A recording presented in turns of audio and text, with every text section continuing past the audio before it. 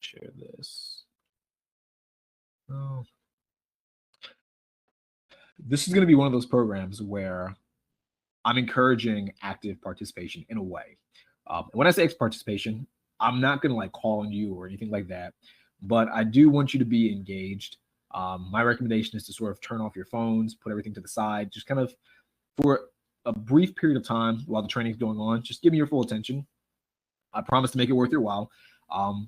There are going to be a few sections where I'm going to ask you to sort of write down notes or to write certain things down. There's going to be certain prompts. So I'm trying to keep this as engaging as possible so you get the most out of this training. Please actually do the prompt. I think that is how you'll get the absolute most out of this free training. Yeah, my goal is to deliver as much value as I can in this brief period of time. And I found that you can only really do that if everyone's just engaged and everyone's kind of attentive and following along, taking notes, but also actually doing the prompts. The prompts is the most important thing. It's kind of like when you're in school and the teacher gives you homework. Except my homework, I don't want it to be like bullshit. I want my homework to actually be like worth doing. So that's sort of the whole purpose of it. So it is officially 6:30. So I'm going to go ahead and get started. If you're here, welcome to the free training. I appreciate you so much for being here. So in this training, we're going to learn the simple framework I use to destroy my depression and anxiety and 10x the quality of my life. And I don't mean any of that lightly. I mean all of that extremely significantly. So let me see if I can I minimize this at all? No? Okay. All right. And if you can't hear me or anything, let me know. And I have a mic, so I'll be sure to check that out if there's any issue. But yeah, so this is the framework that I've sort of, I don't want to say stolen, but I'm borrowing it from classic Greek philosophy. And it's a sort of a framework that helped Alexander the Great become the legend that he is. For anyone that's not familiar with Alexander the Great, he is basically one of the greatest conquerors in basically in history. At the time, he effectively conquered basically most of Africa, most of known Africa, a lot of what is now Italy, a lot of Greece. Basically, he conquered the world at a time where that wasn't a thing. And to my knowledge, if I recall correctly, he went undefeated his entire life. I think he died at the age of about 31, 32 from a disease, but he went the entire time undefeated. I highly recommend checking out some of his some documentaries on him and some books about him. Even if it's like shorts, documentaries or shorts, videos on YouTube. Very fascinating individual. Highly recommend kind of studying him. But this framework that I'm going to share with you is taken from Greek philosophy, and there's a little bit of a twist that I kind of have onto it, but it's taken from Greek philosophy. It was taught initially by Socrates, who you may have heard of, maybe you haven't heard of, very famous philosopher, probably one of the fathers of philosophy, so to speak. A lot of philosophy gets credited to him. Very famous in the philosophy sort of world. And then from there, it was sort of taught to Aristotle, and Aristotle taught it to Alexander the Great. And it's been sort of passed on throughout the generations. But I'm bringing up Alexander the Great because of his feats and because he used this framework himself to basically conquer the world, which is a very impressive feat if that wasn't already clear enough. So this framework helped me tremendously do the following. Go from being an obese asthmatic to being in excellent shape. For those of you that don't know, back in the past several years ago, a few decades ago, I used to be super overweight, super obese. I had health issues growing up, and I had to take steroids. It caused me to gain a ton of weight. So I spent a lot of my childhood just overweight, obese, super unathletic, like to the point where I couldn't even do like a single push-up. Very embarrassing, especially when you're around boys. I was in Boy Scouts, and one of the things that would come up is fitness. And it sucks when everyone around you can do push-ups and you can't. So this framework helped me sort of correct that and reverse everything, though. So it helped me go from being obese with asthma to being in excellent shape. As you can see, this is sort of a photo I found back when I was about 8 to 10% body fat. I don't remember exactly. I was kind of teetering in between 8 to 10% body fat. As you can see, some visible abs.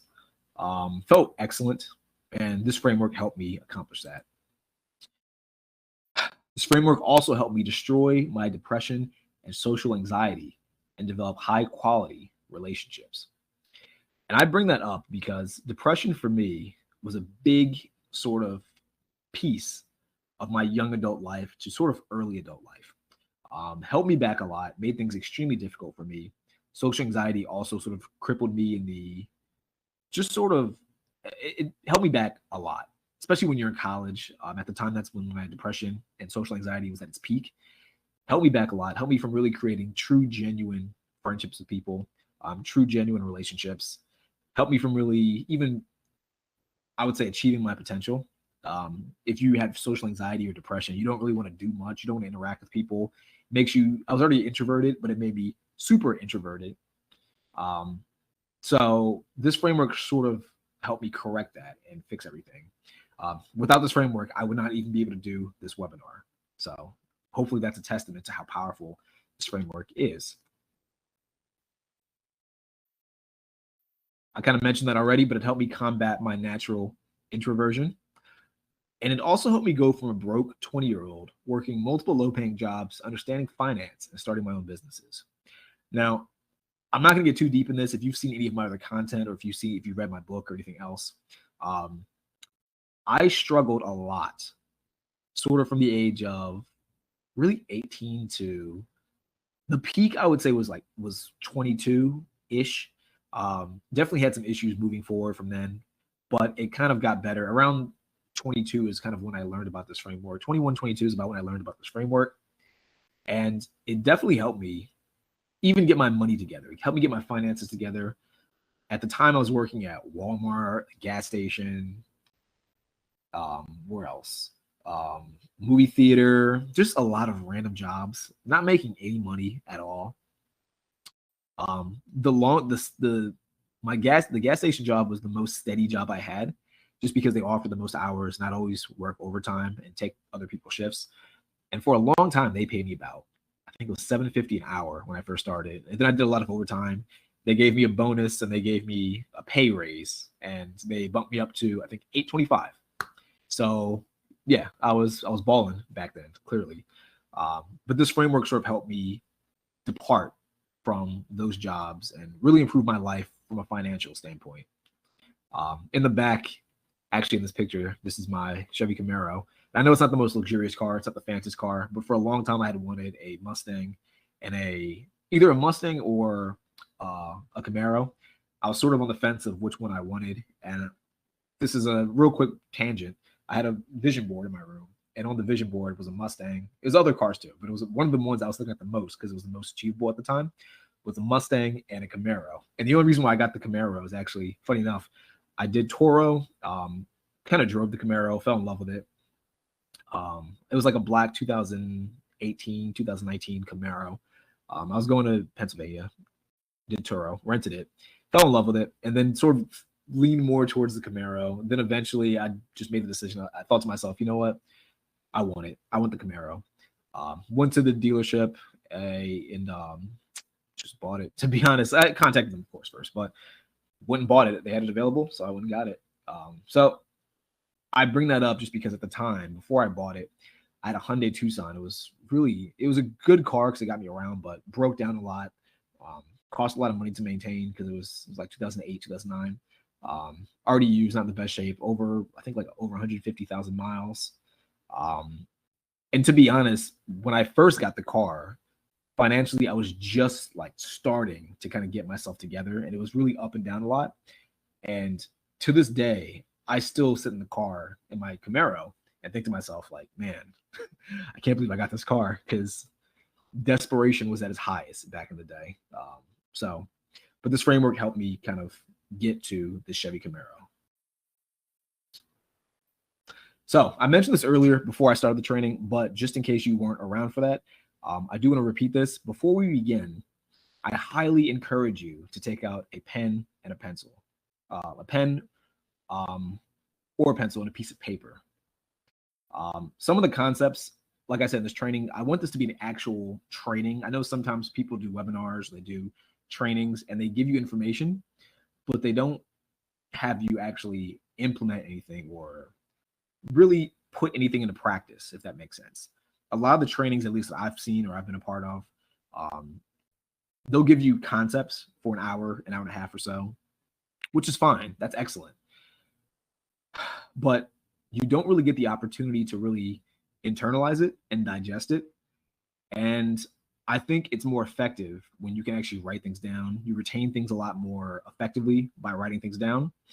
I think it keeps it in your mind. So when you leave this training, you don't just instantly forget things, kind of like when you're in school. Sometimes you just sit there and the teacher finishes and you forget everything the teacher just taught because you weren't writing things down. You weren't taking notes by hand. I don't want that to be the case. I actually want this to be massive value for you for the next 45 minutes or so.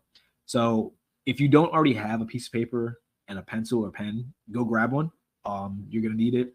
There's going to be several times throughout this training where I have prompts. I'm going to ask you for about 2 to 3 minutes or 5 minutes or so to just write something down. There are exercises during this training. This is a little bit interactive.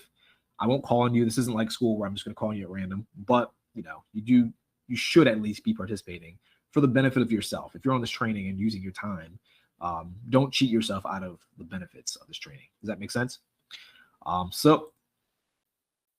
And by the way, if you stay to the end, you'll receive a bonus as well, just as a special thank you to you for signing up for the webinar. So definitely stay tuned to the end, take in the entire training. I guarantee you're going to walk away. Probably you're going to know something that you didn't know before, and you're going to have a fantastic time here with me in this training. You're going to learn a lot. Trust me. So the purpose of this framework is intended to act as a vision, to give you a vision and act as your roadmap for your next plan. I see this framework as a way to provide clarity. And I kind of want to share this with you just to keep you from ghosting through life. Now, when I say ghosting, some people get confused. They think to themselves, like, what is ghosting? What does that mean? To me, my belief is that most people ghost through life. And ghosting is effectively when you don't have any true goals, you don't have any real purpose or real aim. You're like a feather in the wind, just kind of flowing with the currents, flowing with the wind, going wherever the world takes you. You're more reactive rather than proactive in your life. This framework is meant to keep you from being a ghost in life. If you think about a ghost kind of just exists. You can't really see it. Every once in a while it interacts with something. You maybe notice it for a bit, but then you kind of ignore it and go back doing what you were already doing before, and it leaves your mind. That's most people. Most people are ghosts. Most people aren't really impacting the world. They just exist within the world, and the world acts upon them, and they just react to whatever the world gives them. Does that make sense? So I don't want that to be you, and I don't want you to ghost through life. And this framework is designed to prevent you from ghosting through life. So we've made it this far. Would you like to know a simple way to increase the quality of your life? If so, give me a 1. Give me a 1 here in the chat. I'm checking right now. Give me a 1 here in the chat if you'd, or in the Q&A if you can. I don't know if the chat's going to actually work or not. But give me a 1 if you would like to know a simple way to increase the quality of your life.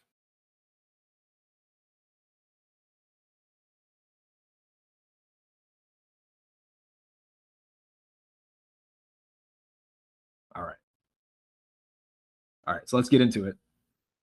All right, so who am I?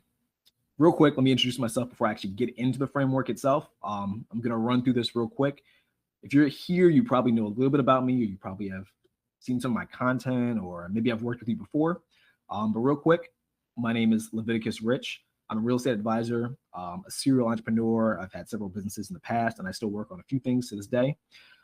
4 times published author, host of Meeting Virginia. I have a podcast here. It's a podcast/show here in Northern Virginia, where I currently live, where I interview different business owners, entrepreneurs, and different brands to kind of get their story. I'm the host of that show.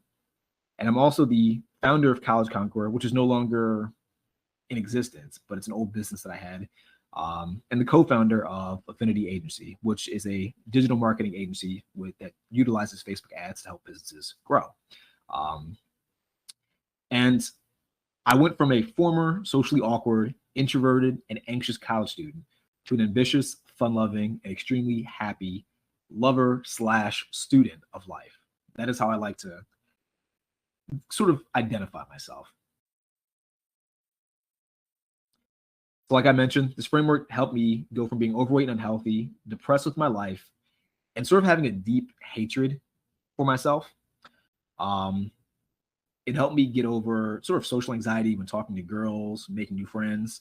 And real quick, I bring this up because most of my audience, most of the people that consume my content, they're men from the age of about 24 to 32.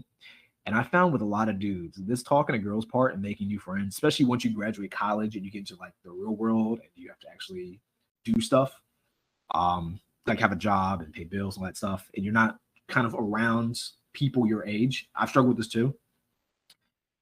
That seems to be a huge issue for a lot of men. So that's why I bring this up. If you have that issue, this framework will help you with that. And I'm going to get into some actual practical things deeper into the training. So stay tuned for that. Like I mentioned, I used to work at Walmart, a gas station. I used to work at a bar as a dishwasher, as a movie theater attendant, and still struggled to pay my $500 a month rent. It was brutal at the time. Literally, I would wake up at like 5 or 6 a.m. every day, work all day, come back home exhausted. I actually, real quick before I kind of continue, quick side story. At the time, I had this one apartment that I lived at, and I had I had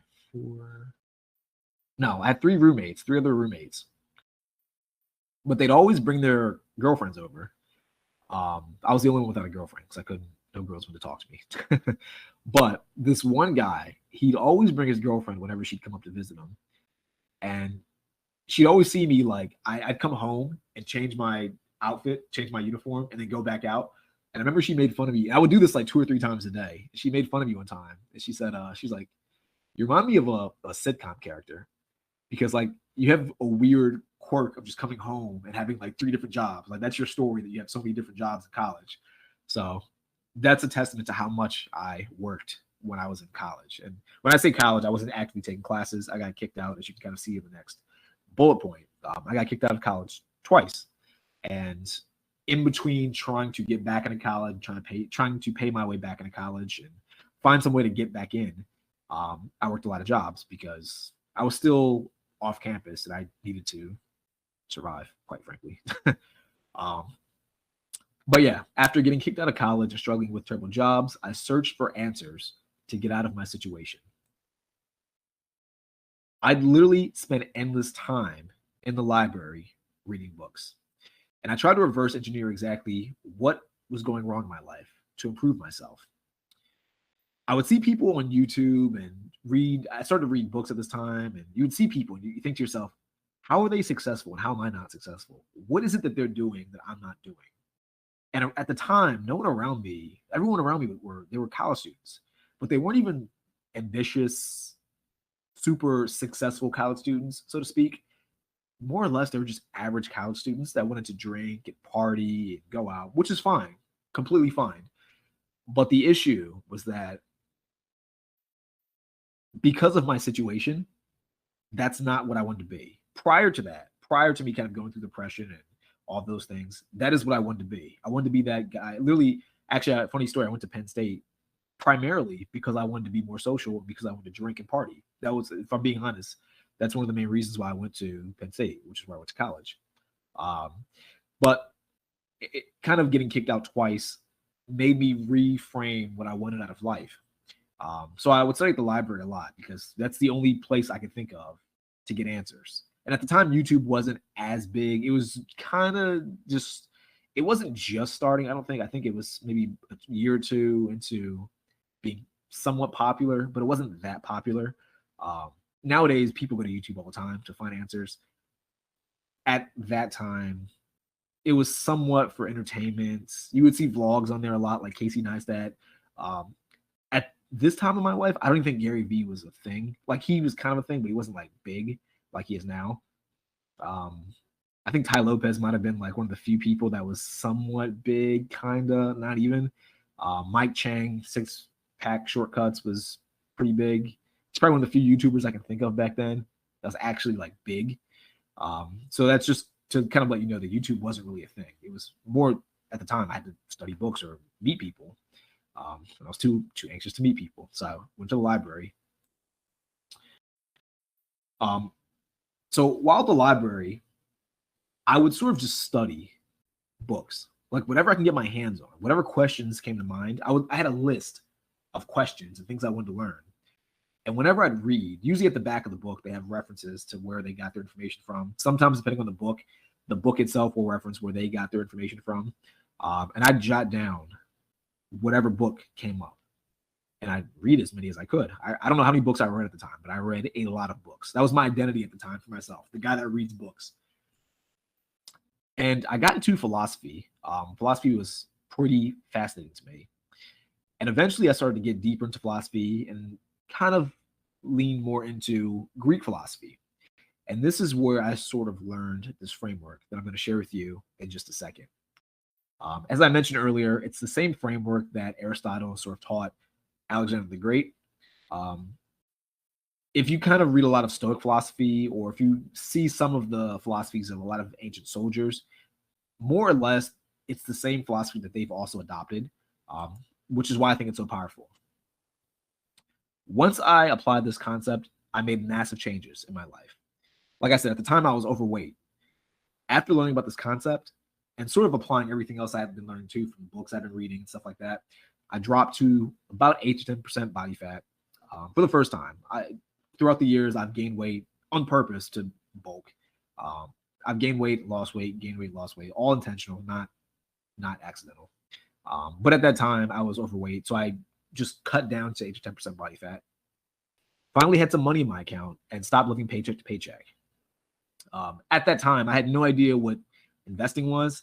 I didn't know anything about real estate. I didn't know what real estate even was as a concept. I knew what houses were. I didn't know what real estate was as a concept. I didn't know about entrepreneurship. I didn't know about budgeting. I didn't know anything about a Roth IRA or stocks or anything like that. I had no idea what any of that stuff was. But once I applied this framework, that framework helped me understand these things. Better interactions with people.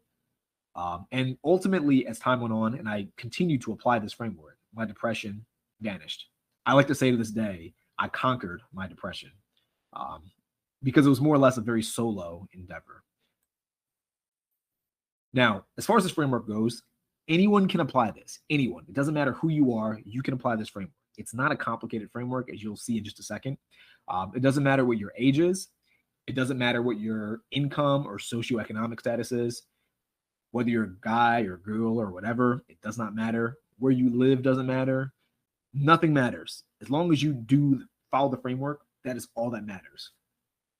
You just have to be willing to work and put in the effort. And I want to make this clear.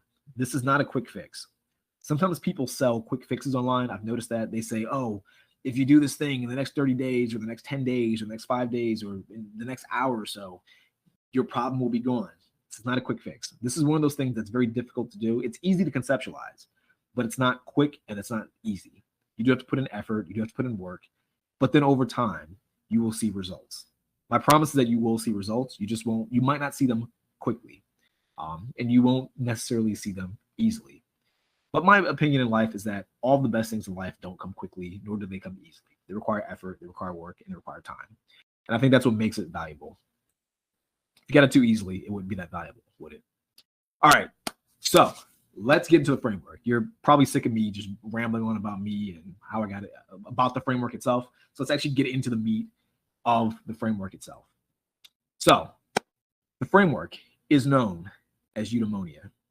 Now, eudaimonia is defined as the state or condition of good spirit, which is commonly translated as happiness or welfare. The way I like to think about eudaimonia is it's basically 3 key pillars of life that you need to succeed. If you break down everything you want in life, these 3 pillars will give you the ideal lifestyle. It'll give you the life of your dreams, so to speak, in some way, shape, or form. I found that if you are lacking in life, or if you don't feel happy, or if you feel like you have no direction, in some way, shape, or form, you're missing one of these three things, two of these three things, or for many people, you're missing all three. So many people don't have health, so many people don't have much money, and so many people don't have quality relationships. There are a few people I've met that have one of the three. Maybe you have a good job, but you don't get out much, or you work too much, so you can't actually use your money to do things that are fulfilling. So you lack relationships, and maybe because you work so much, you start to lose weight, or you don't have much time to get to the gym or whatever. So you lose health in the process of gaining money. That happens to a lot of people. Maybe you're a gym rat and you love to work out. Your thing is working out. You love exercise. You like being in shape. You like being aesthetic. You see yourself as a bodybuilder. But because of your, I won't say addiction, because of your hobby, maybe you lack money because you don't really understand how to budget. You don't understand finances. All of your money goes to food and maybe the gym. So you don't have the money, and maybe you spend too much time working out or doing whatever it is that you do with your health. So you don't have relationships. And of course, with the last one, relationships, maybe you just go out and party too much, or maybe you're good at like meeting people and you're good at interacting with people and you have a vibrant social life, but it comes at the cost of you spending too much money. Maybe you go to the bar or the clubs too much. You're broke because every week when you get that paycheck, or every 2 weeks when you get that paycheck, it gets blown on whatever, gambling, clubbing, bars, hopefully not drugs, but I'm not judging, whatever. And then, of course, maybe in that same situation, your health also suffers. You're drinking too much. You're not taking care of yourself. You're neglecting it. It might not even be in your mind. Most people struggle with, I would say, all three of these. Some people struggle with two of these. I've rarely met anyone that has all three. But hopefully, by the time you finish this framework, you'll be on the path to getting all three. Now, real quick exercise. Like I said, there are going to be some exercises. There are going to be some things that you need to participate with. Quick exercise. Take out a pen or pencil. Take out a sheet of paper. List out every detail of your ideal life. And I'm going to give you about 3 minutes to do this. List out every detail of your ideal life over the next 3 minutes. And I'm going to kind of talk a little bit. You can start that right now. We'll do until 6:58-ish, 6:59-ish. So I'm going to talk a little bit while you're doing that. But I want you to keep in mind, everyone has different ideals in their lives. Don't base your ideal life on what other people expect of your life. And I say this because sometimes I talk to people, whether it's like a client I'm helping or it's a friend of mine or whoever. I talk to people and I ask, what do you want out of life? And they give very vanilla answers. They're almost, what's a good way to put it? They're answers you would expect someone to have. And then my thing is, once they get challenged on their answers, they don't really know why they have the answer. They don't really know why they have that ideal for themselves. And then you can kind of tell that ideal is given to them by someone else, probably parents, maybe friends, maybe relatives.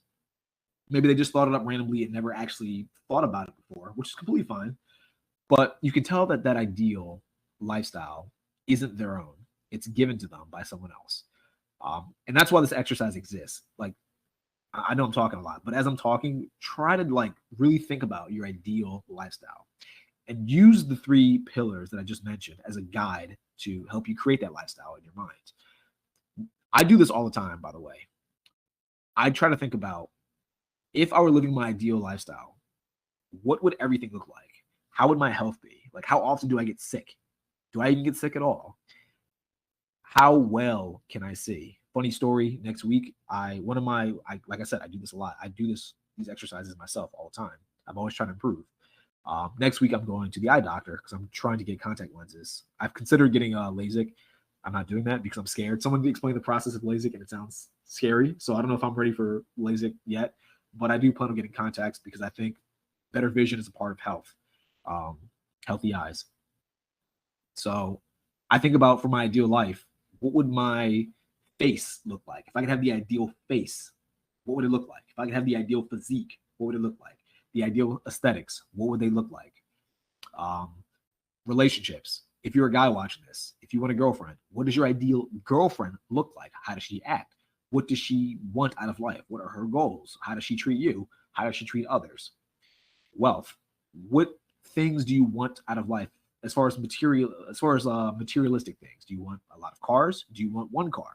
Do you want a lot of houses? Do you want one house? Do you want many different houses in a lot of different places all around the world? Or do you want just a few houses, maybe local? Do you want one main house that you live in and maybe one other beach house at, say, like Miami or California, or I don't know, wherever? I have a old boss of mine. He had a house in Maine. He's from Maine. He loves Maine. He has a house in Virginia and he has a house in Maine. You need to sit there and think to yourself, what do you want out of your ideal life? And write that all down. So I know I was talking a lot. Hopefully you had some time to kind of write things down as I was rambling or babbling. But keep that in mind. And by the way, just so you're aware, when this is over, you'll get a copy of this video, a recording of it. So if you didn't write down everything you want to write, I know I gave you like 3 minutes. If you didn't get to write everything down, it's okay. You can always refer back to this video and continue the exercise. And I do think that by the time you continue this exercise and by the time you take maybe in the future 5 to 10 minutes or so to really write everything down and to really think about what you want out of life, you're going to find yourself a lot more motivated, for one, but you're also going to find, I think, more clarity. Maybe some things that felt weird within you won't feel as weird, or you won't feel as lost as you did initially. Does that make sense? So let me take a quick sip of coffee and we'll move on.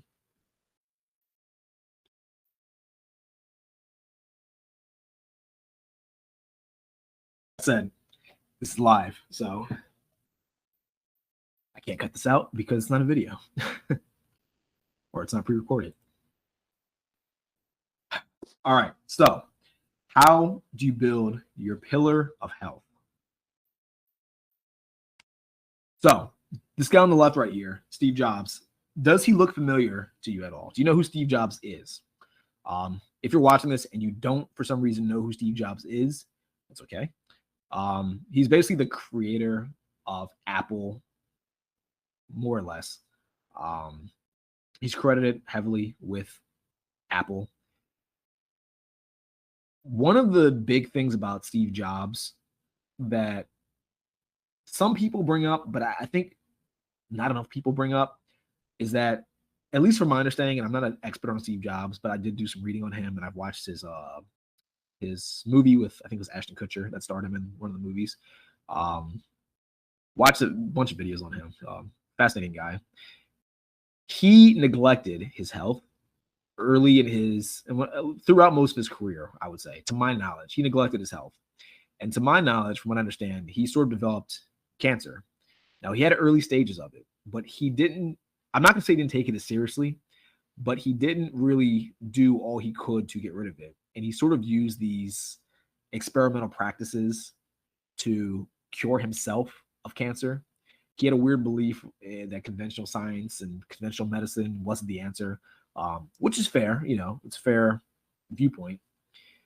But over time, his health degraded, and I think he died in his 50s or 60s from cancer. If you see, I kind of wish I had saved this actually. If you see any pictures of him, if you after this presentation, if you kind of Google Steve Jobs sick, it should come up. He became very frail from the cancer, very sick, and I couldn't find the exact quote, but I'm pretty sure I read this or I saw a video where he mentioned this. He sort of claimed that if he could he knew he was dying. He knew that it was pretty much over for him. And he said that if he could, he would trade his billions of dollars for the chance to keep living, which I think is very insightful to think about. In my personal opinion, you need health to have an excellent life. I think health is the very first thing you should try to accomplish if you don't already have it. The 3 pillars that I mentioned in this whole framework of eudaimonia, I have a certain order. If you don't know where to start, I have a certain order. It's health, wealth, relationships. Health is the first one. And the reason why I say this is because without health, you don't have much else. If you don't have health, money doesn't mean much. Steve Jobs had billions. He was dying. His billions won't come with him, as far as we know. His billions won't make his life better in the afterlife if one does exist.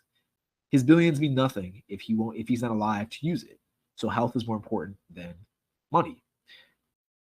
The people he met, if they can't help him, if they can't save him, if they can't benefit his life or prevent him from death, then the relationships don't matter.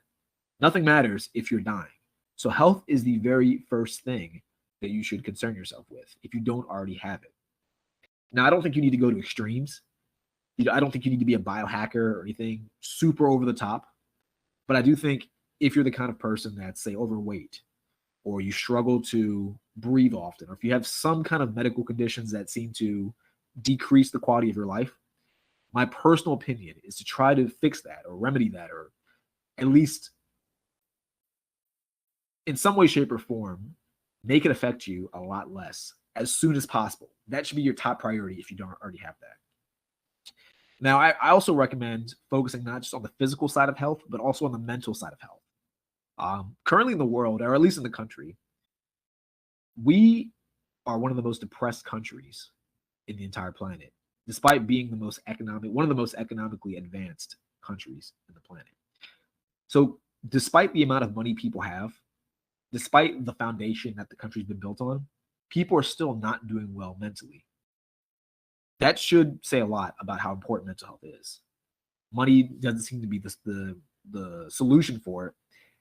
And I won't say relationships can't help with your mental health issues, but to a degree, I would also argue that the amount of people around you or certain relationships could contribute to negative mental health. So the first two things you should focus on: health as a whole, but physical health and mental health. Above everything else, those two are top priority. Now, me personally, I recommend people start with your physique, your aesthetics.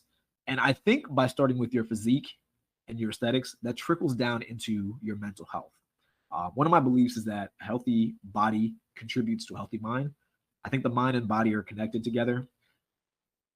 I personally tend to find that the people who work out consistently tend to be mentally the healthiest people.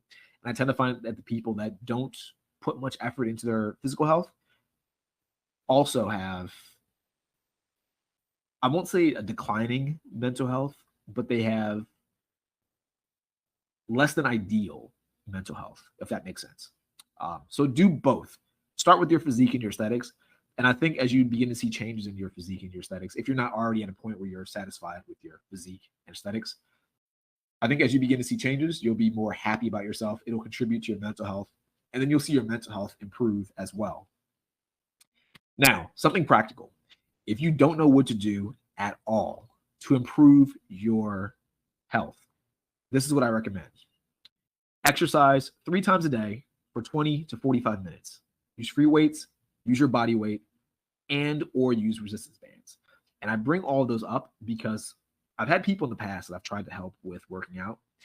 And one of the things I get told is I don't have a gym nearby, which first of all is a lie. Everyone has a gym nearby. Unless you live in the middle of nowhere, you have a gym nearby. There's gyms everywhere. You can't not see a gym. At least maybe I see them all the time. There's always a gym. I can't imagine any place, at least if you're watching this in the US, I can't imagine any place that you live where there's no gym nearby that you can't either walk to or drive to. But even if you can't find a gym, there are substitutions. You can buy equipment. I actually went to Five Below recently. They have a gym, it's not like a super advanced gym set, but they have dumbbells. It's like, it's a barbell set with a bench. And it's like $35. Super cheap at Five Below. Super cheap. Walmart sells fitness equipment. I don't know the price at Walmart, but over time, if you take a little bit of money each week or each other week, whenever you get paid, whatever, buy a little bit of equipment here, start with a bench, maybe buy a basic 30-pound dumbbell or two. You'll build a home gym in no time. It won't be that expensive. It'll be sustainable. You'll be fine. My personal belief is you don't need weights to get in shape. You just need yourself. Push-ups are an option. Sit-ups are an option. Squats are an option. There are many things you can do with just your body weight alone, calisthenics, to be healthier as an individual and even improve your physiques and your physique and aesthetics. But weights and resistance bands are a substitution or an addition if you can afford them and if you choose to use them. As I kind of mentioned earlier, exercise contributes to a healthy mind. And the more you exercise, the better your sense of self, which leads to better confidence, which leads to better mental health down the line. It's sort of a positive feedback loop. So if you aren't working out now, start working out. 20 minutes a day is really all it takes to get into good shape. Most people do not work out.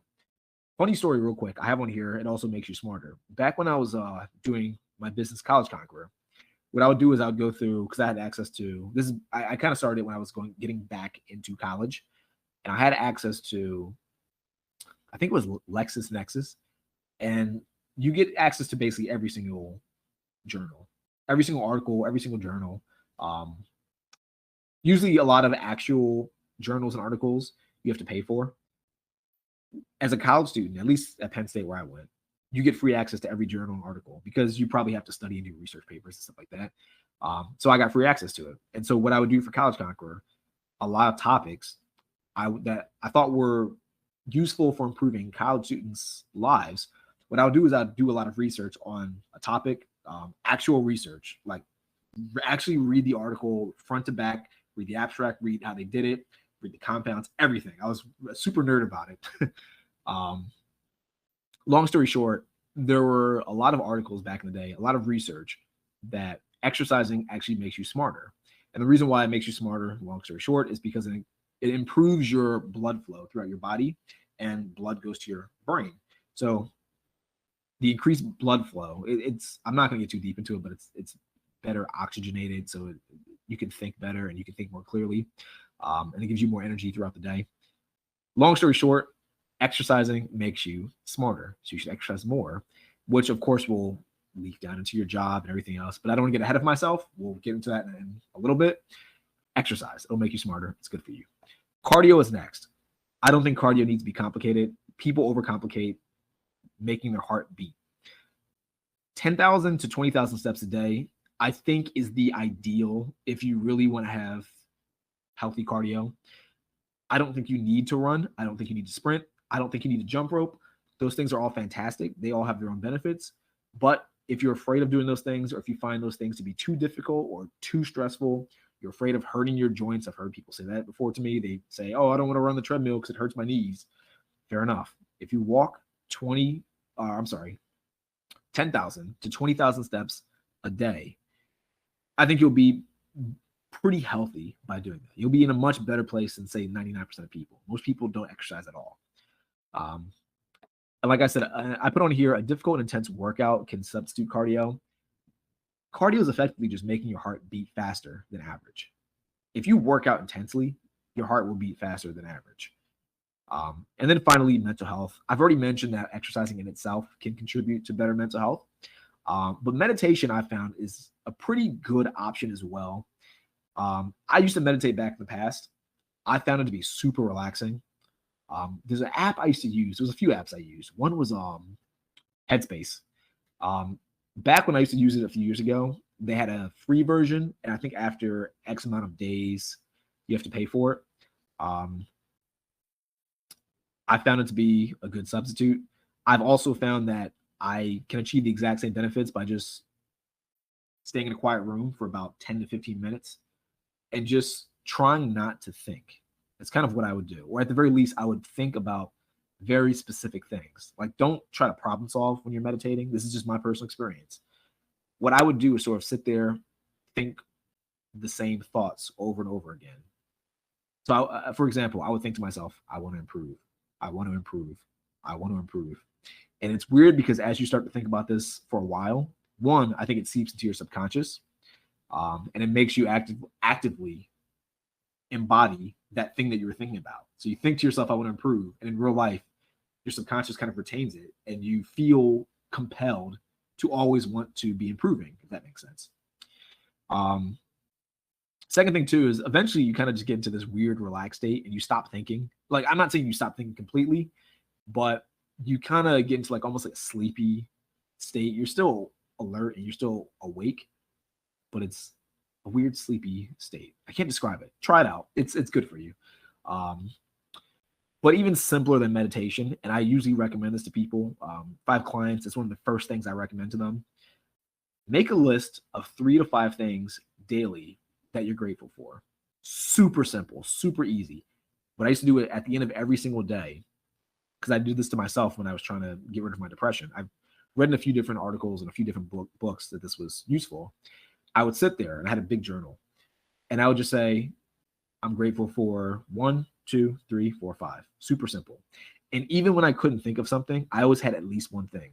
And that one thing that you can always be grateful for is that you woke up, that you're alive. That's always at least one thing. So that's sort of a cheat.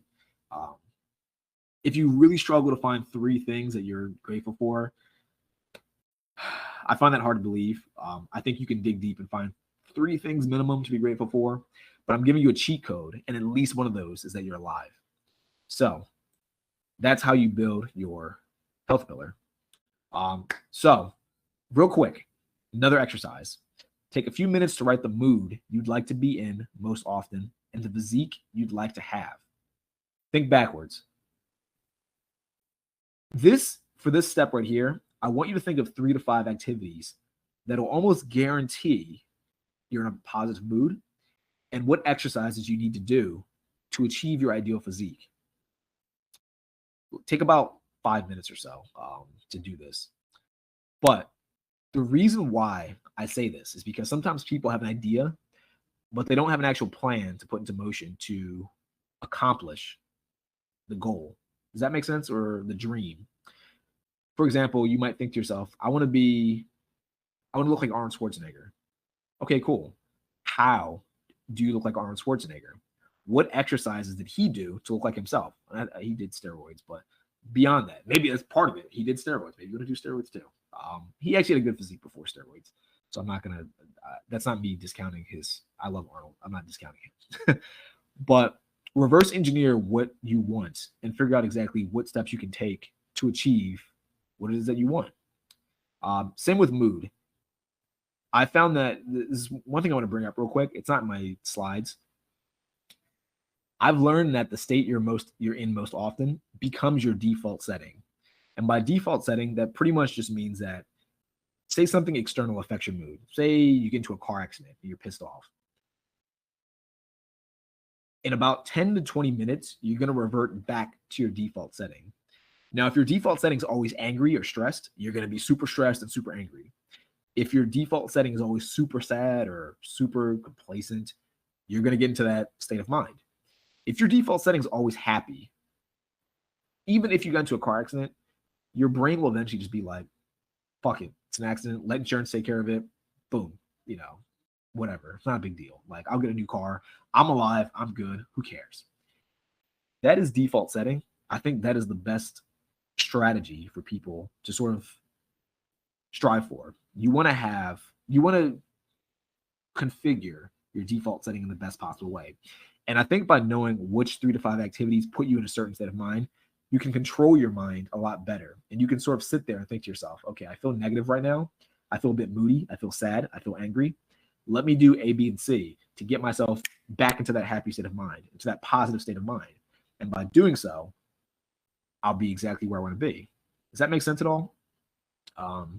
So real quick, do these activities. List 3 to 5 things that will almost guarantee you're in a positive mood. And think about your ideal physique that you want to have. And then kind of reverse engineer if you can think of anything. Maybe you're not, someone that exercises, and that's completely fine. But if you have an idea of what you could do to get into that shape that you want to be in, list those out. And in the meantime, while you do that, I'm going to take another sip of coffee.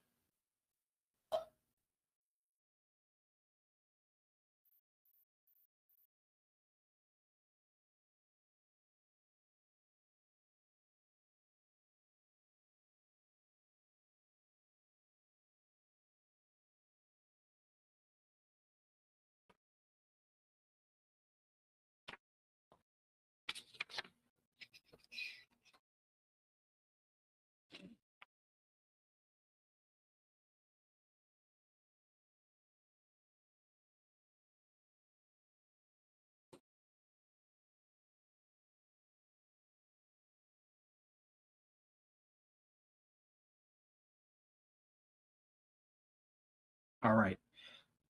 So hopefully you managed to get a few of those in. Hopefully you listed out a few things that kind of put you in a positive state. And like I said, I mentioned this earlier, you'll get a recording of this, so don't stress out if you didn't get to write too much down. You can always do that later. The next thing we're moving on to is your wealth pillar, how to build your pillar of wealth. Now, like I've mentioned, this to me is the second thing to focus on. To be honest, I think money as a whole is the least important of the three pillars. However, I think you can't build the other pillars nearly as much if you're broke. Does that make sense? So once you kind of get your health back on track, once you get your health in order, the next thing you need to do is get some money, because you can't really have good quality relationships, in my opinion.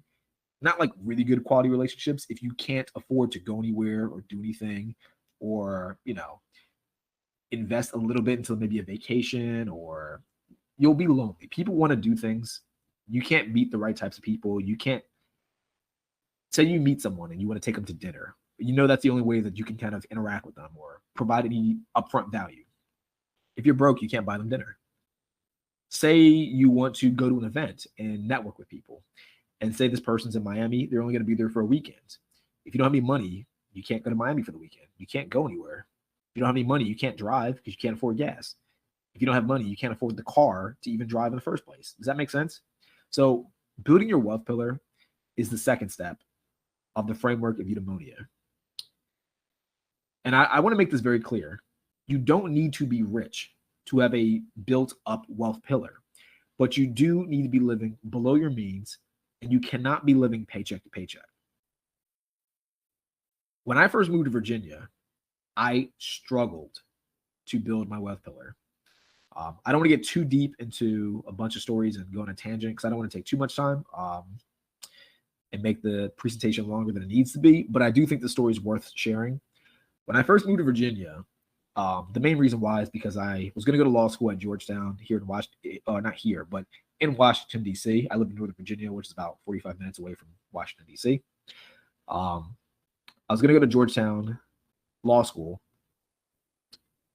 and I moved to Northern Virginia. It was, I think, August or September of 2017. The main reason I moved down, I was going to start law school in the spring semester in January. I moved down early because I had some old friends that graduated before me. They had been living in Northern Virginia. They basically persuaded me to come move down, live with them for a bit. We split the rent. And to me, it was a good way to kind of change my environment. I was living at Penn State for a bit. Once, I had kind of graduated, lived in Penn State. I didn't want to be there that much longer. It was too much of a party environment, and I wanted to improve myself. So I figured the best thing to do was change my environment. So I had to leave the college town because it was huge. If you're not familiar with Penn State, it's a big party school. Rated one of the top party schools in the entire country. And I thought the best thing to do was to move, long story short. So I moved down here. I had basically no money. I had I think $40 or $50 in my account because I had spent it all trying to travel and do some other stuff. So I was pretty broke. Not the best thing to do when you're trying to move and start a new life. I moved down, and I hadn't really thought about that much because I thought I was going to go to law school. So I figured, once getting to law school, I'll be a student again. I'll have my tuition, or I'll take out a loan, so I'll have money. I'll find grants, all that stuff. So I hadn't really been thinking about it that much. I moved down though, and tried to find work. Couldn't find work quickly. Difficult to find jobs sometimes. And sort of the first thing I could find was I worked in retail. I worked at a suit store called Brooks Brothers. I think they paid me about $12, $13 an hour. Not very much. It worked decent for me for the first month that I worked there. Because I was working about 40 hours, a little bit more. Because I work a lot, so I don't mind putting in overtime. So I was working a little bit more than 40 hours, gave me enough money to pay my rent, which at the time was, I think, $600, and still have some to live off of to, go out, enjoy life, whatever. Eventually, they cut my hours. So they cut it to about 20 hours a week, sometimes less, sometimes about 14 hours a week, sometimes 15. And I think I was making about, once they cut it, like $800 per paycheck. So we're talking $800 per 2 weeks. And if you're not familiar with Northern Virginia, I lived in Loudoun County. It's the wealthiest county in the entire country, in all of the USA. So things down here are pretty expensive. They're a bit expensive. So I was pretty much broke in a place where everything's expensive. So needless to say, I was broke as fuck. Now, what I've learned about being broke is that being broke is a tax in itself. It compounds because for whatever reason, when you don't want to spend money, that's the time when everything happens to make you spend money. I remember at the time, for whatever reason, my college tuition, because it took me so long to actually graduate. I don't want to get too deep into the weeds about this. Because it took me so long to graduate, though, they started trying to call my student loans. So people are calling me every day, trying to collect money from me, collectors calling me, trying to hurt my credit. Around the same time, this old apartment I lived in at Penn State, they made a claim that I destroyed the entire apartment, which I did not do, but I couldn't prove I didn't do it because I actually did take photos. I didn't think I had. I took photos. But when I moved down here, I got a new phone, and the old phone had the photos, the new phone didn't. So I couldn't prove that I didn't destroy the apartment, but they claimed I did. I got a bill for I had like this big bill, me and my roommate. I didn't want to destroy her credit, so I took full responsibility for it. But then I had to pay about $1,000 that I did not have in collection fees. So that hurt me. That put me in the negative. I was in the negative, and that took me more negative. Then like little things happen too. Your car breaks down. I remember my alternator one day. I tried to go to work. My alternator just got shot somehow randomly. Don't know how. It just didn't work. So I couldn't drive my car. Transmission went out. Just random things. Brakes didn't work. So it compounds.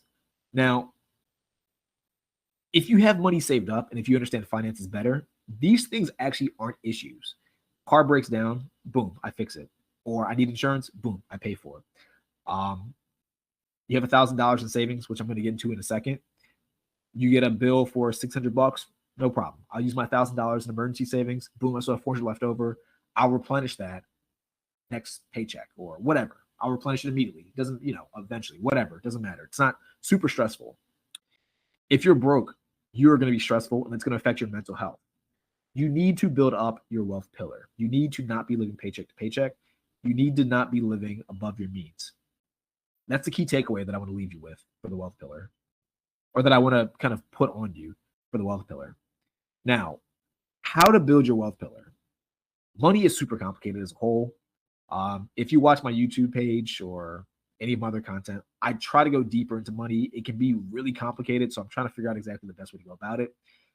But these are the very basic things that I think most people need to understand. And I think if you do these basic things, you'll be better than most people. I don't think money needs to be complicated. I don't think finances need to be that big of a thing. But I do think that there are some steps that you need to kind of check off to be in a good state of mind. So the first thing, one of my big philosophies, you need to always be increasing your income. No matter what you're doing, no matter how much money you make, you need to always be increasing your income. I won't get too deep into things like inflation, but things like inflation exist. Things that can decrease the amount of money that you have do exist. Disasters can come up that might limit how much money you can make. So you always need to be finding ways to increase your income. Simplest ways for most people watching this, I'm not the kind of guy that markets towards entrepreneurs. So if you're watching this, you probably have a standard job, a W-2. Maybe you're an independent contractor with a 1099, whatever. Get a new job. That's one way. Get a job that makes you more money, or ask for a raise. Now, with the get a new job, some people don't understand this. This is one of those things I learned from College Conqueror, and sort of talking and networking with people that are managers and do HR and all kinds of stuff. When you jump jobs, you can actually have a higher chance of increasing your income consistently, if that makes sense. So say you work at a job out of college, you work there for a year, you're actually better off working there for 1 year than leaving and then finding a new job, because once you find the new job, you have experience and you can ask for more money. Does that make sense? On the other hand, if you stay at one job for a very long period of time, it's difficult to get raises because a lot of times your boss won't give you a raise. They won't naturally just give you a raise out of the blue. typically, unless you're like a high performer and they really see it and they are really generous. They probably won't give you a raise. You probably have to ask for a raise, or you have to do something to convince them to give you a raise. But switching jobs is a little bit more simple when it comes for asking for more money up front. Does that make sense at all? So that's one thing you can do. Get a new job, do that consistently. Real quick, this isn't in the notes, but there's a influencer. Her name is Cody Sanchez. If you haven't seen her content, I recommend it. Look it up. She has some interesting videos about how to start different businesses, things like laundromats, car washes, kind of traditional businesses that people don't focus on, but are actually that actually offer a high rate of return. Before she kind of became who she is now, that was her strategy. She made 6 figures at the age of like 28 or something like that because she just jumped jobs. Every year she worked in like finance, to my knowledge, if I recall correctly. She would just jump jobs. Year 1, boom, this job. Year 2, different job, ask more money. Year 3, different job, ask more money. Year 4, different job, ask more money. So she was making more than everyone else in her age group that just stayed at that job because they weren't getting raises at the same rate that she technically was, because she wasn't getting a raise. She was starting off at a higher base income. Does that make sense at all? And one of the main reasons why I say you need to increase your income consistently too, I've already said inflation, but one thing that people don't think about, if you work at a standard job and inflation increases, you're losing money every single day you're at that job. Your income likely does not increase at the rate of inflation. So even if you get a raise, if inflation goes too high, the raise you get still doesn't offset the value of your money decreasing. I don't get super deep into it because I don't want it to be too complicated or too confusing. If you have any questions about it, save them for the Q&A, and I'll kind of go deeper into it if you want me to. But my philosophy is always be increasing your income. Try to find ways to increase your income, whether it's a side hustle, whether it's a business, whether it's you just getting different jobs or getting whatever. Find a way. That's my philosophy. Second thing, build up your finances. Have a nest egg. My personal philosophy, set aside at least $5,000 to $10,000 with the intent to put it in a Roth IRA, real estate, start a business, etc., whatever. Why that number? In general, $5,000 to $10,000 to me is a solid number because it's a number that's big enough to actually compound if you put it in a Roth IRA or some investment account. It's also big enough where if you want to buy a house, for example, you probably have close to enough for a down payment and maybe closing costs. If you're watching this, I don't know where exactly you live in the US, if you even live in the US, but in general, the average cost of a house is about $300,000 to $400,000 in the US as a whole. Here in Loudoun County, it's a lot more expensive, but we're an outlier. In general, $10,000 should put you close to enough for a down payment. If it doesn't, that's fine. Just keep saving up. But the reason why I say this is because if you already have $10,000 set aside, you are able to get closer to, let's say you need $15,000 for a down payment. It's easier to go from $10,000 to $15,000 than to go from 0 to $10,000 or to $15,000. Does that make sense? 0 to $15,000 might take a year or 2 years. $10,000 to $15,000 might take a month or 2 months or 6 months. So you're decreasing the amount of time that it takes to actually buy an asset. And another side note, buying assets quickly is in itself highly valuable because sometimes opportunities don't last that long and you need cash on hand to take advantage of opportunities. Also, quick side note, I can say this because I'm a real estate advisor. If you have a Roth IRA, you can use your Roth IRA to buy real estate. Just as a side note, people don't seem to know that. You can use your investment account, not a 401k to mine, maybe. But I know for sure a Roth IRA, you can use a Roth IRA to invest in real estate. So that's another way to put money into an account that does increase, that does compound, while also setting it aside so that way when you do want to invest in a bigger asset like real estate, you can do that. Credit. Credit is extremely important. I mentioned this earlier, when I first went to Virginia, I struggled a lot. When I was in college, I was broke as hell. Destroyed my credit. To this day, I'm still repairing my credit. Get your score to 720. Credit is super, super, super, super important. Not having good credit costs you money. I cannot express that enough. Not having good credit will cost you money. Get your score to 720. My reason for 720 is because at 720, you're high enough where you can take advantage of pretty much any benefits or offers that come to you. It's easy enough to get to. Some people excess over their credit score. They try to get to like 800 and stuff like that. I personally have found no benefit to being that high. Um, it's not that big of a deal. Even if you buy a house, for example, you're not going to get that much of a better interest rate, if any better interest rate, from if you have 800 compared to 720. It's not that big of a deal. Get to 720. Don't be excessive about it, but keep it high enough. Does that make sense?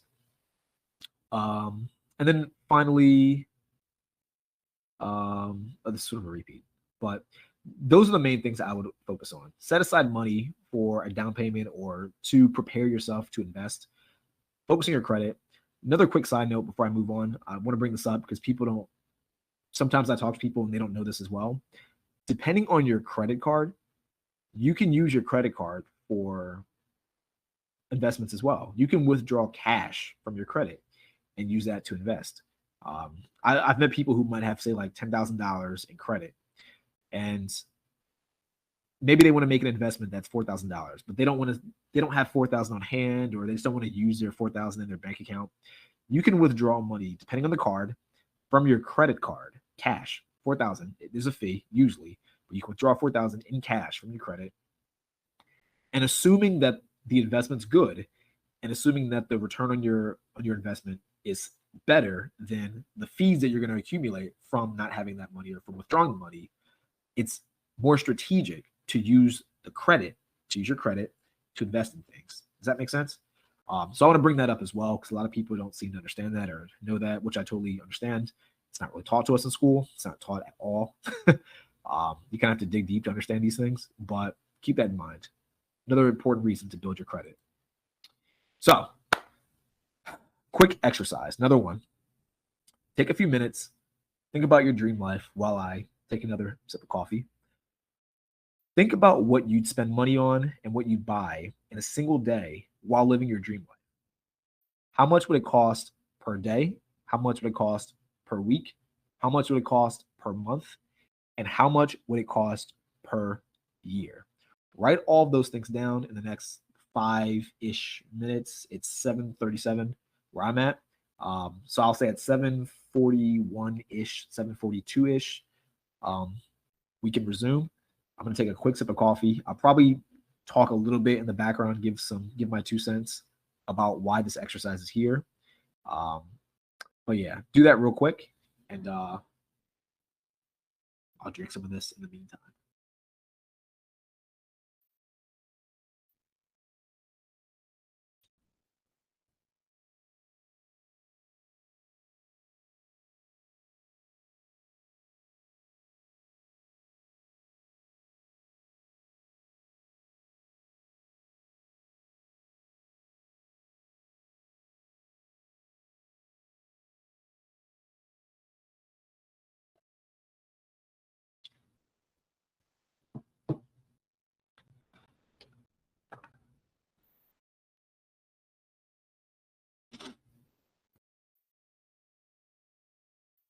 All right. So the reason why I throw this exercise in, I find that a lot of people, they never actually thought about how an ideal day, how their perfect day would actually look.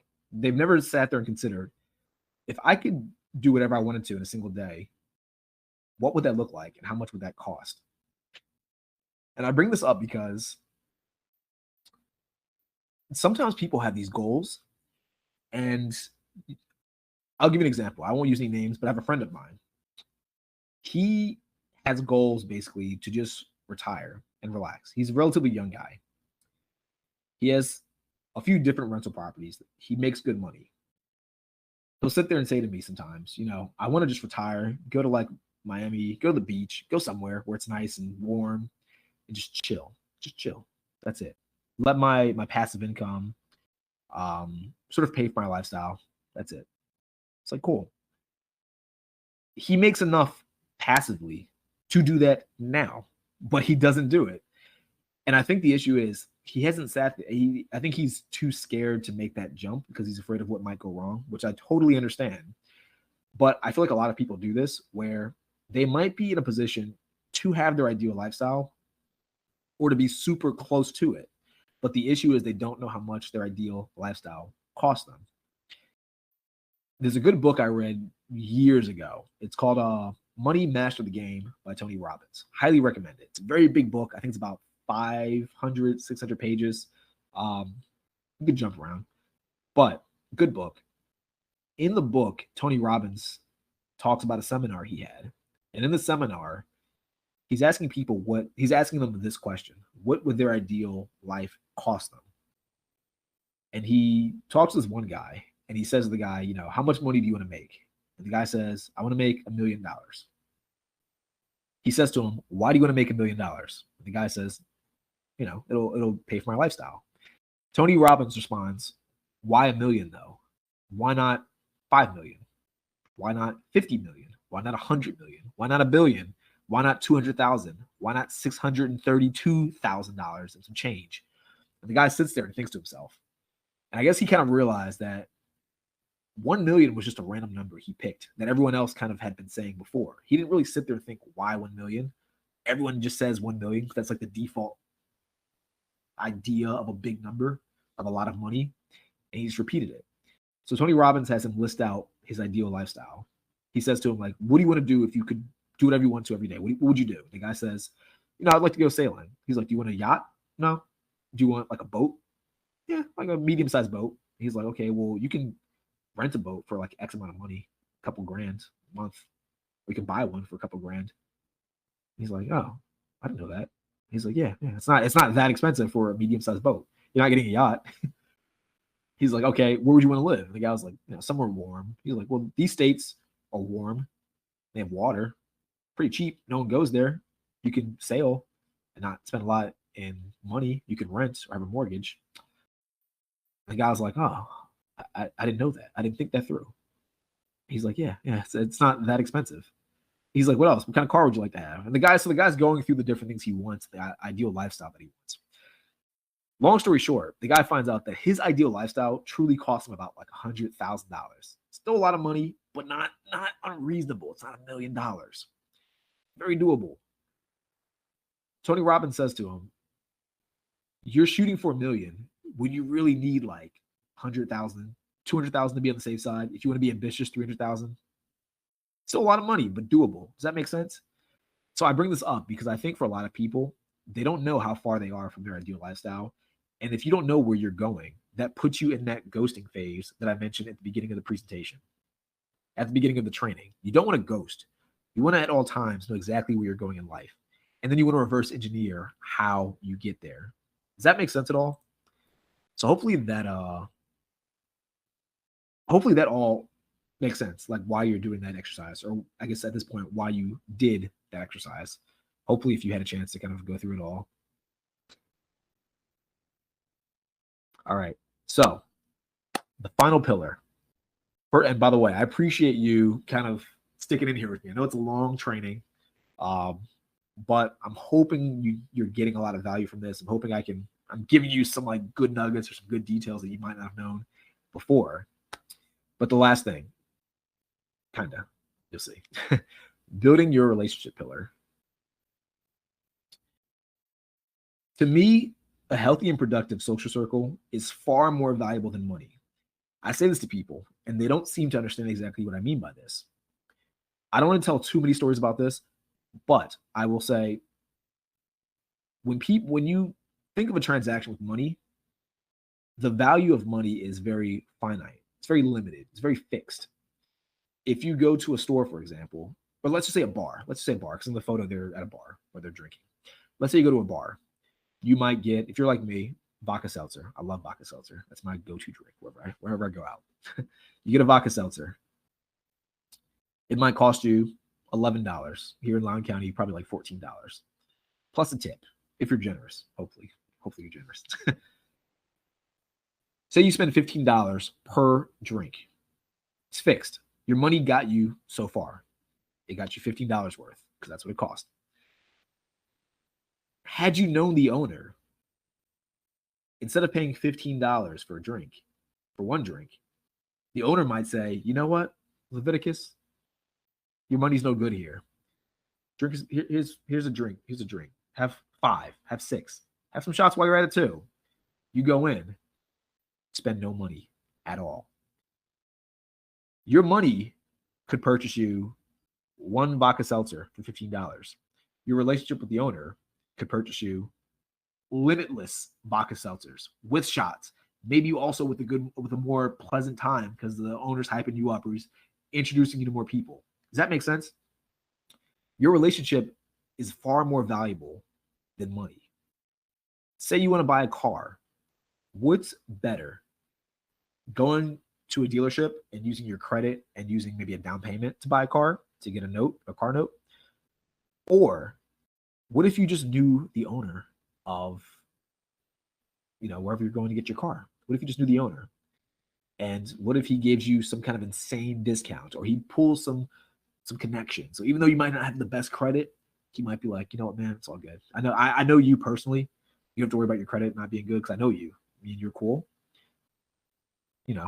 I'll give you X amount of discount. No credit check. Boom, we do this. Good to go. Maybe you did him a favor in the past. Does that make sense? I think people see money as the final destination when it comes to resources. To me, relationships are far more valuable. You can get far more out of a good relationship than you can with money. And the thing I want to bring up when it comes to this whole framework of eudaimonia, relationships are not limited to romantic relationships. That is a big part of it. I truly think that you're probably a guy if you're watching this. I truly think, for example, men should know how to interact with women. They should know how to date. They should know how to understand how females think, vice versa. Females should understand how males think for their benefits and for their advantage.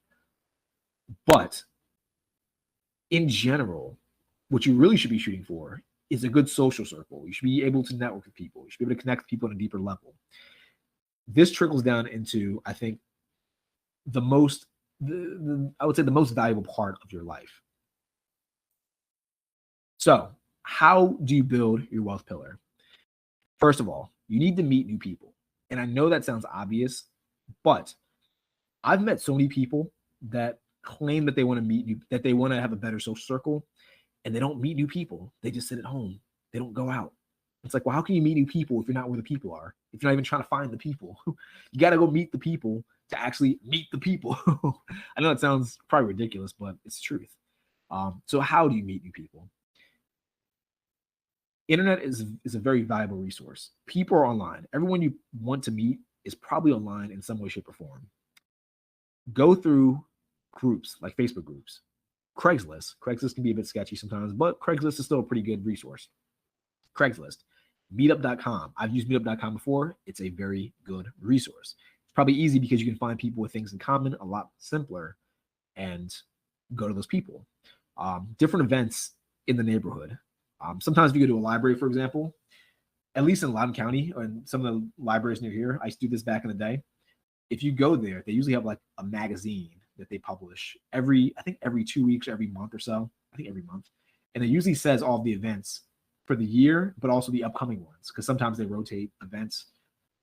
Find that. Even if you go to a local library website, they probably have a lot of events on the website.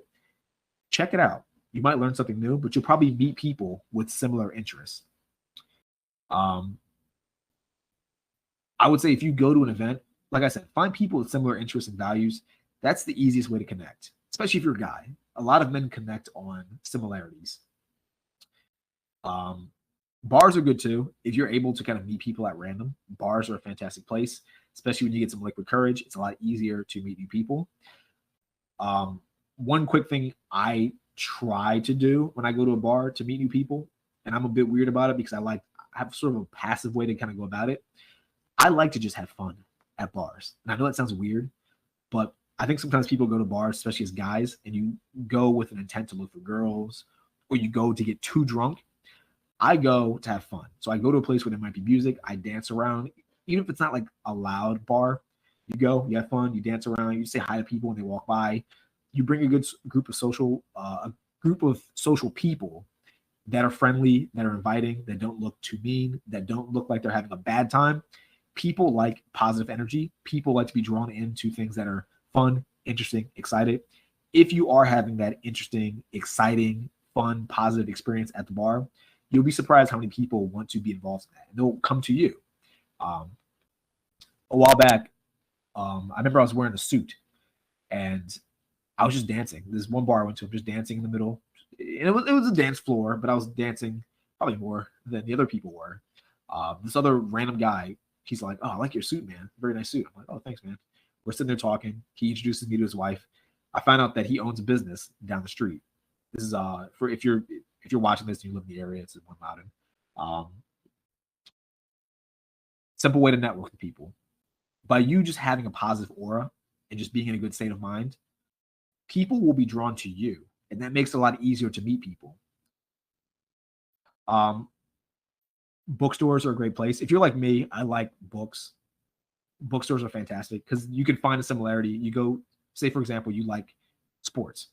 You go to the sports section. You're looking at books. Even if you don't want to buy a book, if someone's in the sports section, you can strike up a conversation with them.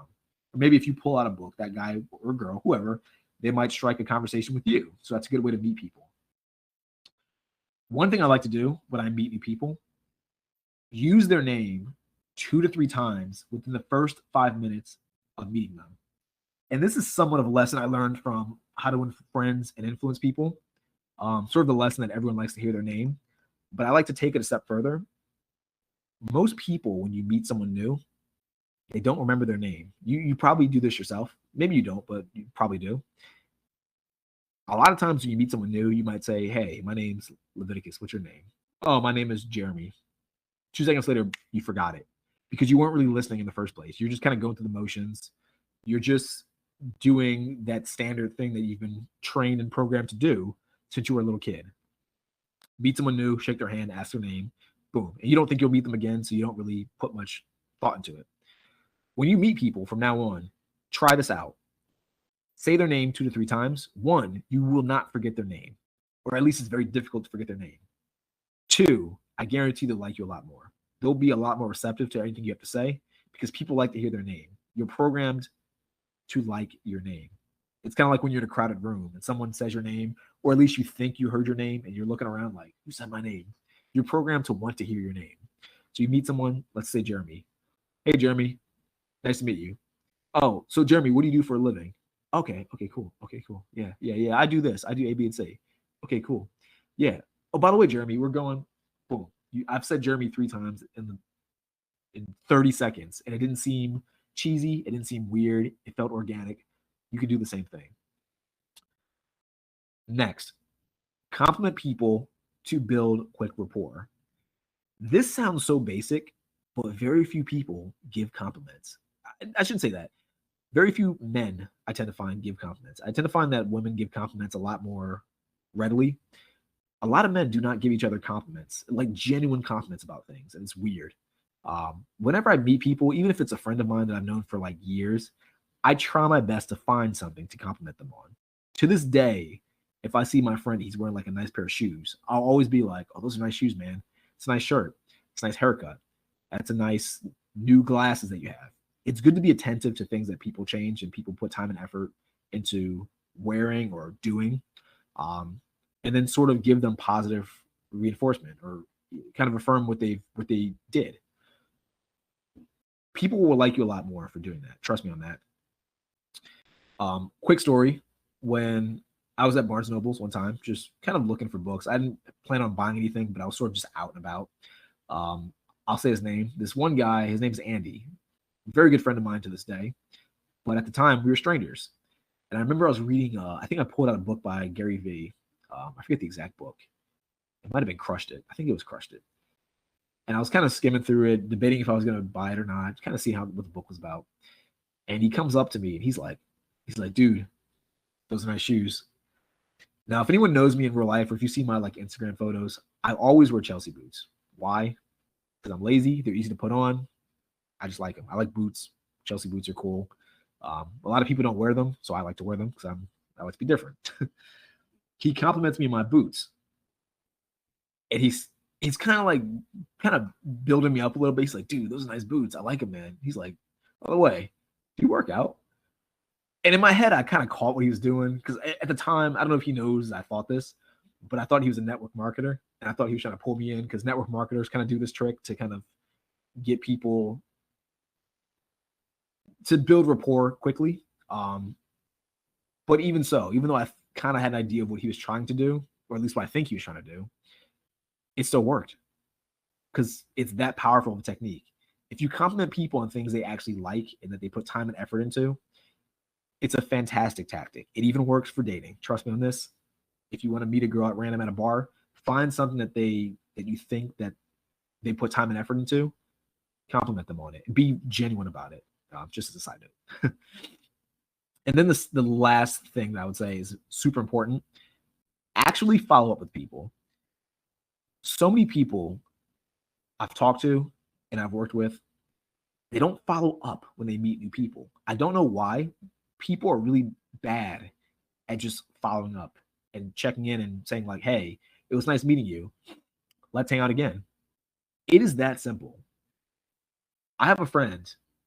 We'll go out, and sometimes when we go out to bars, he's super social. In general, he's like mildly social, but at bars, he can be super social. He'll meet a new person, bond with them pretty quickly, build some insane rapport, and then we'll walk away, and I'll say, did you get his Instagram? Oh, no, I forgot. Step one, get the Instagram or some kind of contact information. Sometimes he does get the Instagram. A week or two will go by. I'll say to him, that guy, Johnny, what happened with you and Johnny? Are you guys still talking? Are you guys going to hang out? You should invite Johnny to this thing that we're doing. Oh, you know what, man? It's okay. I don't want to bother him. It's like, no, just follow up. Just ask him to hang out. And what I've kind of experienced from this is that people want to hang out. People want to be invited to things. Sometimes people are busy, so sometimes they'll say no, or they might ignore you, not because they're being mean, but because they're busy. They have their own lives to live. So what I typically recommend is follow up every 3 to 4 weeks. If they are unavailable or if they're unresponsive, don't be mean about it. Don't be rude about it. Don't be annoying about it. Just follow up. And then over time, you'll be able to kind of figure out if the person just doesn't want to talk to you or if they're actually just busy. Does that make sense? So that's my recommendation. That's, to me, if you do these 3 things, you should be able to meet more people consistently. So I've gone through all 3 pillars: health, wealth, and relationships. But there is one more thing I want to bring up. One more thing that I think will cement this framework and really make it click for you.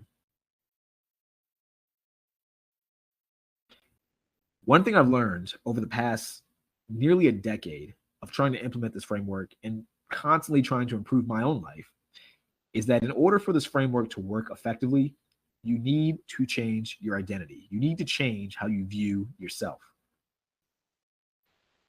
Now, how do you change your identity?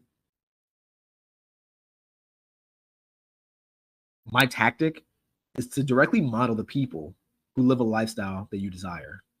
Now, real quick, I know I have a lot of stories. I want to tell a quick story about this. There's a book I've read, and I highly recommend you read it as well. It's called Psycho-Cybernetics by Maxwell Maltz. The whole summary, I'm going to give you basically the whole summary of the story. The whole summary of that story, of that book, is Maxwell Maltz is a plastic surgeon, and he would give people surgeries that either wanted cosmetic surgery or were burn victims or whatever. He gave them some type of cosmetic surgery. And he found that even though he gave them cosmetic surgery that literally altered the way they looked, they would still come back asking for more surgeries. And he eventually learned, long story short, that despite him changing the way someone looked on the outside, if they didn't adapt with it internally, if their identity didn't change, they still viewed themselves as they were initially. Does that make sense? So say, for example, you've probably, if you're probably a guy watching this, you might have seen a girl on Instagram. Maybe she got plastic surgery done. Who knows? Bigger boobs, bigger butt, whatever, different face, who knows? Doesn't matter.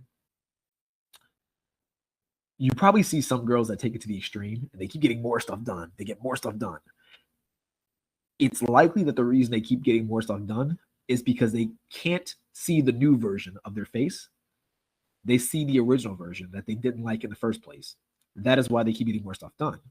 Because in their view, they haven't changed at all. There's always an imperfection, and there will always be an imperfection until they change their internal identity to match their external identity. You see this sometimes with bodybuilders. Sometimes bodybuilders have I forget what it's called. Um, they gain weight and they get bigger, and to everyone else they look fantastic, but to them they still feel and look as small as they did when they first started. So they become addicted. They keep lifting. They keep trying to get bigger and bigger and bulk more and more and more. And then eventually, sometimes they get to steroids and all kinds of abuse with drugs and things like that. And the reason partially is their internal identity of themselves never caught up to that big bodybuilder physique that they wanted to actually get. They got it, but they don't see themselves as it. So in an effort to chase it, it's almost like a weird, like negative cycle. You can never actually get it because you don't allow yourself to see it. Does that make sense at all? So you need to change your identity to actually change yourself. There's a good saying I've learned in the past, and I'm going to paraphrase it because I can't remember it exactly, and I can't remember actually who said it, but basically, in order to change who you are, you need to act your way into a new way of thinking. You can't think your way into a new way of acting. You need to act your way into a new way of thinking to ultimately change who you are. That is the core of identity. You need to model people who live a lifestyle you desire. And as you model those people, you embody those traits into yourself. Those traits that you're copying, so to speak, they merge with who you are, and it becomes a new version of yourself. Hopefully, a more ideal version, the version that you want to be. And to me, this is the true secret to being better and to accomplish more and outperform 99% of people. By doing all three of those things, better health, better wealth, better relationships, and changing who you are, changing your identity, you can outperform everyone. Because most people, like I said earlier in the presentation, most people don't even have one pillar built up. You build up all three and you become your ideal version of yourself by mimicking people who are far better than you and then embodying their traits. You're far better off than really everyone else. So I think this is the final exercise of the training. I want you to take 5 minutes, write down a list of people you admire. Consider the traits you like most about them. Think about the way they talk, the way they walk, the way they dress, the way they behave, the way they interact with people overall. And these can be fictional people or they can be real people. It doesn't matter. Just think about like the coolest people you know or the ideal that you want to live, that you want to strive for. Make a list of these people for about, I have 5 minutes on here, but I don't want to take too long for the presentation because I want to do some Q&A. So I'll say like a minute or two. It's 8:02 on my clock, so at 8:04, I'll get back into it, and I'll take another sip of coffee in the meantime while you do that.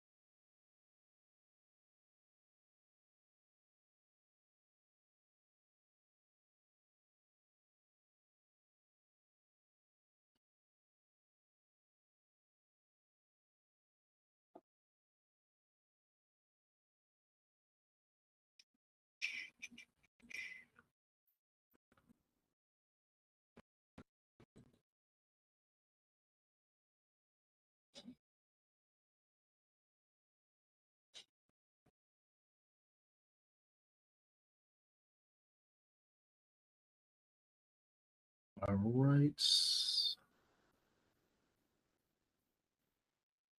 All right. So hopefully you had a chance to write down a good solid list of people. Like I said, they can be real or they can be fictional. Doesn't particularly matter.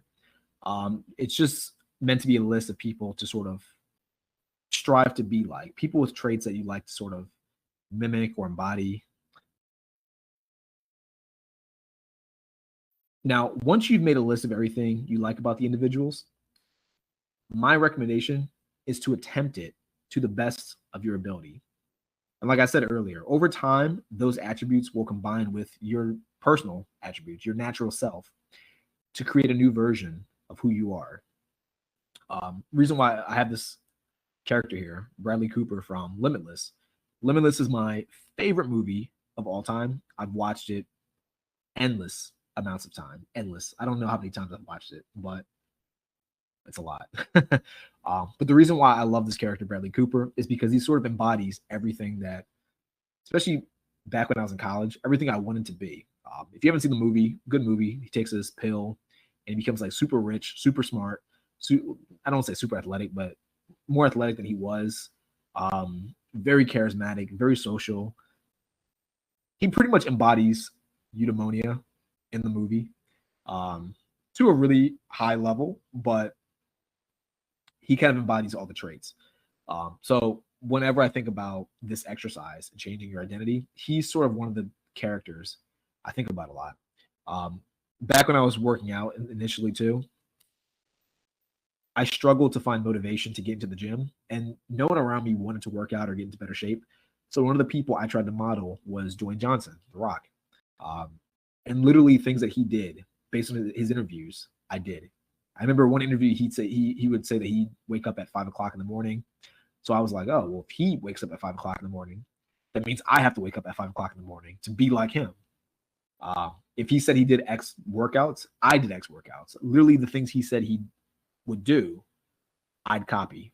Does that make sense? So I recommend that as well with yourself.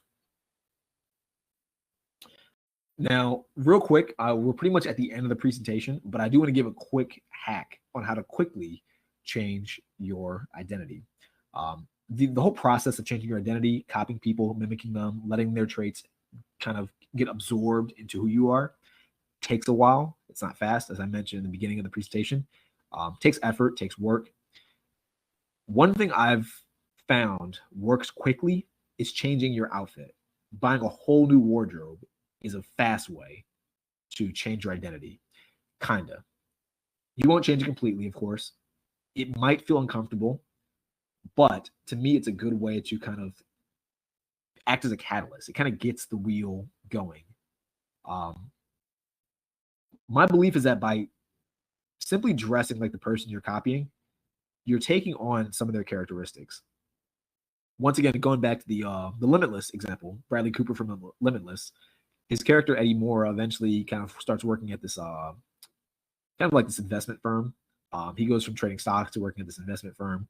And as the movie progresses, a lot of the things he wears when he's casual, it's a t-shirt with jeans and a leather jacket. When he's at the firm, he's wearing a suit. Actually, in the last picture, you can see it. He's wearing a suit, no tie, plain shirt, and that's it.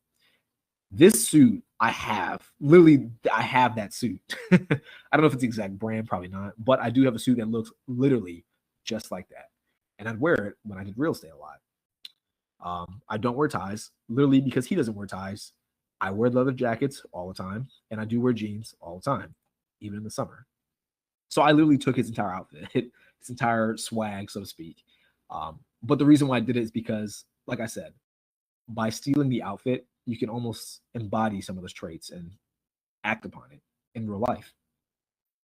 So I do recommend doing this, maybe taking about $100, $200, $500, depending on your budget, and taking on every single thing that the person wears. Get a whole new wardrobe, even if it seems uncomfortable, even if it doesn't seem like something that you'd wear. Try it, see how it feels. And I'm curious, let me know what you think once you do that. Send me an email, or if you follow me on Instagram, shoot me a DM. Let me know how that works for you. So it's been about 2 hours almost, about an hour and a half, and you are still here. So I do appreciate you watching this training. We are at the end of the training. I know it's long, but I hope you got a lot out of it. I hope you got a lot of value. Hope a lot of these exercises made sense. And I certainly hope you implement this quickly as possible. My belief is that if you learn something, the faster you implement it, the faster you put into practice, the better you can absorb it, and the better it'll make sense. Does that make sense? So one final thing, or before the Q&A, one final thing. I do have all this whole framework. I have a course on this. It's called the Better Life Blueprint. It's several hours of content, kind of going deeper into what I've just talked about during this training. There's MP3s,